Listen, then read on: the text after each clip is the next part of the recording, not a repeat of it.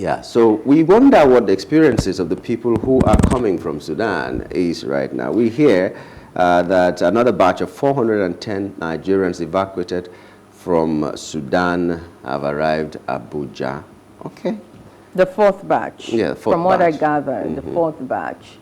So there you have them. Here's the visual of those who arrived, the fourth batch that arrived from Sudan to Abuja. I wonder how many batches there will be before we get to the 5,500 that we need, because let's say on the average they're taking back 500 per batch, which is not true because some batches are a lot less than the 410. But let's say 500. So the fourth batch now will mean that they have brought back 2,000 and there's still a deficit of 3,500. All right, we have a report for that, a track. Let's hear it, please. You are going to be given some packs, what we call the Dignity Pack. In that pack, you have several things that you need immediately. We are also going to give you 100,000 naira per person from Dangote Foundation. Can you all say thank you to Dangote? Thank you very much. MTN Foundation is going to give you a pack, a program, what do they call it, a SIM card that has 25,000 naira in it worth of credit and 1.5 gigabytes of data so that you can communicate with your families. Okay, so there you have it. The returnees being addressed by a government official and letting them know the packages that awaits them. Yeah, I'm just wondering, now that we know that the 100,000 is from Dangote Foundation, not federal government, the credit on their phones is not from the federal government, it's from MTN and all that. I hope that when they give us a breakdown of how they spent the money on the people, we should see accountability in that, because some of these people are complaining that the conditions with which or in which they're traveling back home are so bad, and people are just telling them they're too entitled. Why are they even complaining when they're evacuating them? Complaining is not a problem for me. But if you say you are voting this money for me, how much of this money are you actually using on me? Don't use me to trade, as it were, and all that. I saw the visuals. I saw some of the visuals, the toilets and all of that, and I saw. But yes, let's wait and see what the breakdown would be of how the monies were spent. Yes, if there would be any. And with regards to them being entitled, it's always a mixed bag when things like this happen. You have a section of the public having a different opinion from another section of the public. So I think it's not proper to say they were feeling entitled, but then they are entitled to their own opinions on it, isn't it?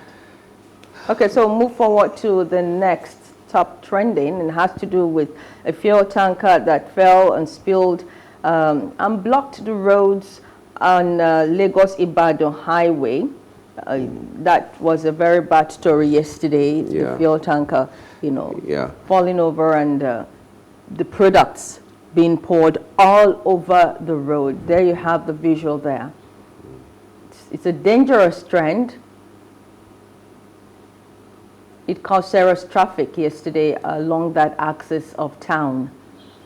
And whenever something like this happens, we keep asking, who is responsible for checking how good the vehicle is, especially big vehicles like this? Who checks the tires, who checks the brakes, who checks whatever the vehicle needs to move well and avoid some of these things that happen on our roads? And we do not know whether the lifespan of the vehicle, because sometimes they were complaining that some of these vehicles have overlived their lifespan, and then they come to Nigeria, they bring them to Nigeria and overwork them. So a tanker that is supposed to carry 33,000 maybe will be carrying 40,000 liters of fuel and all that. So all these things count. Who is responsible for checking these things that does not do his work, or if they do their work, what really is the problem? We interviewed a government official sometime last year when they came to talk about the roadworthiness exercise, the new way of getting your roadworthiness. You have to be physically there with your vehicle for inspection.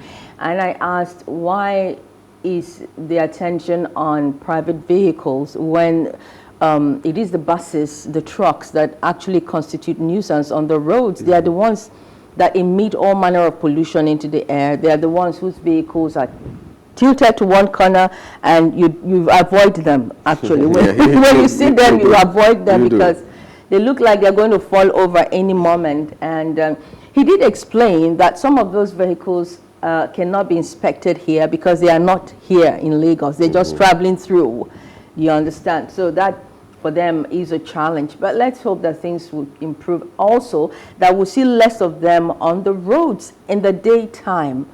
I thought that the narrative has changed. I thought that they no longer plied the roads in the daytime. I thought the time given to them was 11 p.m. so that normal vehicles, smaller vehicles would have been off the road at least to a very great extent to reduce all these kind of accidents that we see play out on our roads. Yeah, but when you try to say they shouldn't do that and travel in the afternoon, and then you find them moving at 11 o'clock and then staying on the road because the traffic is terrible. There are places that they are working on and they can't pass until it's morning.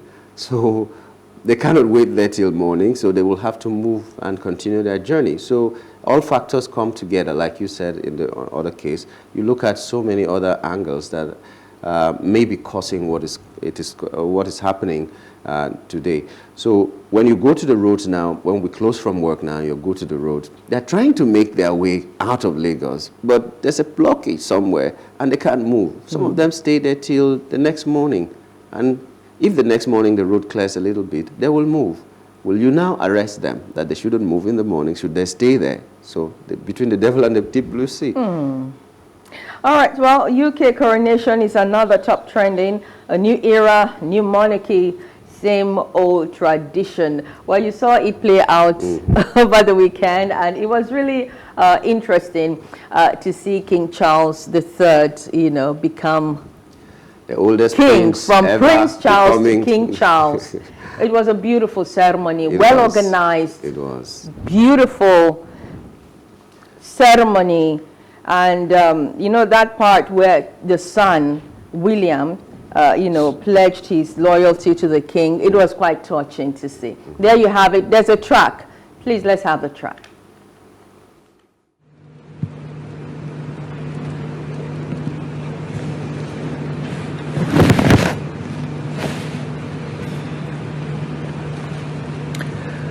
God save the king!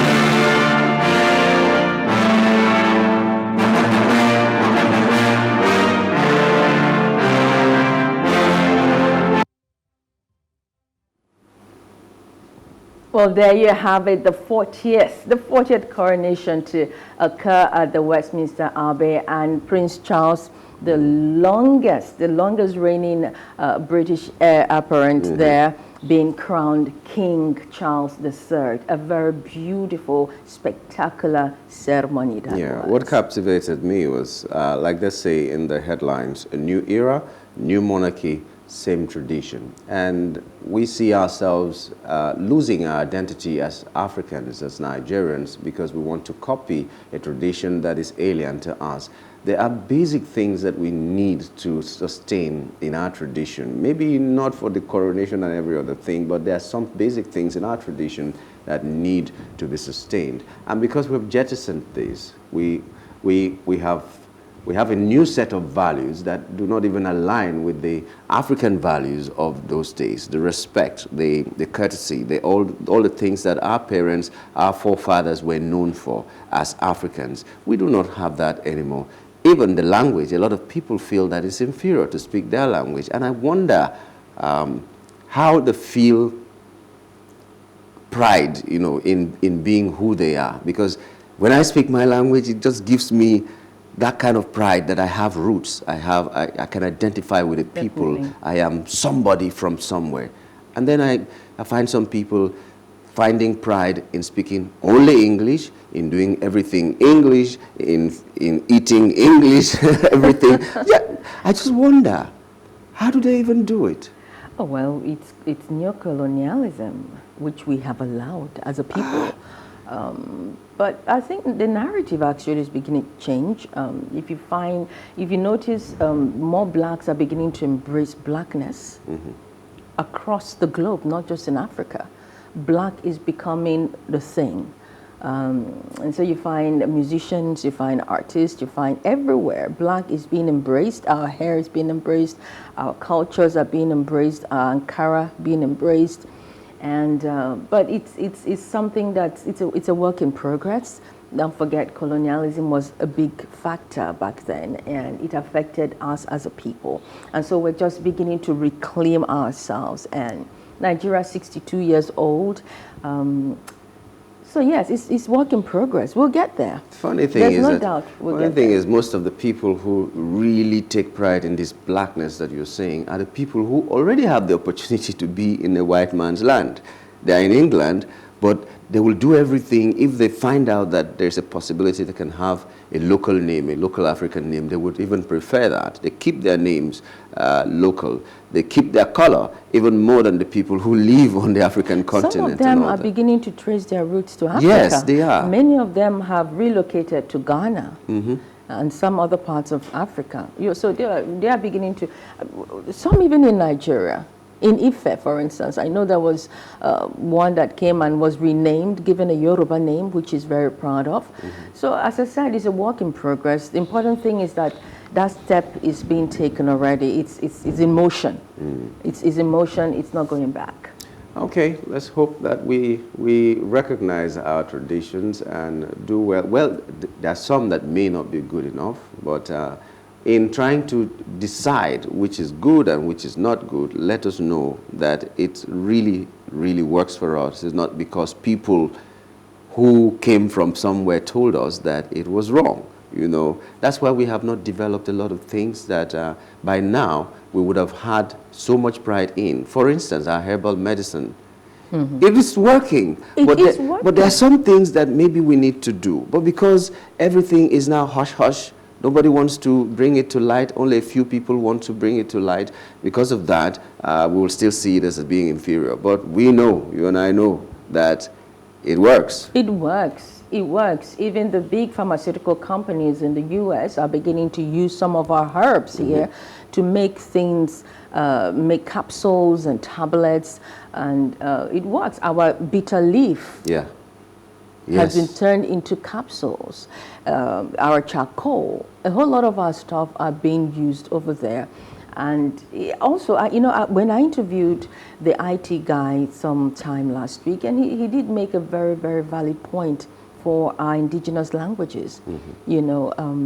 Our subjects such as chemistry, physics, and all of that should be written, their textbooks should be written in our indigenous languages to make understanding and learning easier, so that we can think in our language rather than in English, as is the case today. All the subjects are in English. you know. If they can translate some of these subjects, it would also help in the learning of our local languages. Some of them are going extinct from what we gather, and that should not be. We cannot allow that. Somebody said, problem never wire you where they pray for English. like if you are really in trouble, you pray in your local language, where God will hear you well, you can cry well. But you're praying in phonetics, you're praying. No, you know, the phonic prayer is problem never wire another level of its own. Well, but it's unfortunate. At one point, I heard there was a young boy that was being spoken to by the mother in the local language here in Lagos. And someone I was standing with was like, why subject that kind of a young chap to this kind of torture? And I was like, what torture is that? The person said, that woman is speaking the local language with a boy as young as that. Is that not torture? And I was like, the human child, according to experts, it has the capacity to learn 5 languages effortlessly. And now here's someone speaking his local language and then a little bit of English and all that, and you're calling that torture? Well, define torture for me. That's what it is. I'm asking. What is torture in your language? Okay. All right, so you're watching Mindset Monday of The Breakfast on Plus TV Africa. We'll take a break and be back to take a look at the headlines. Do stay with us.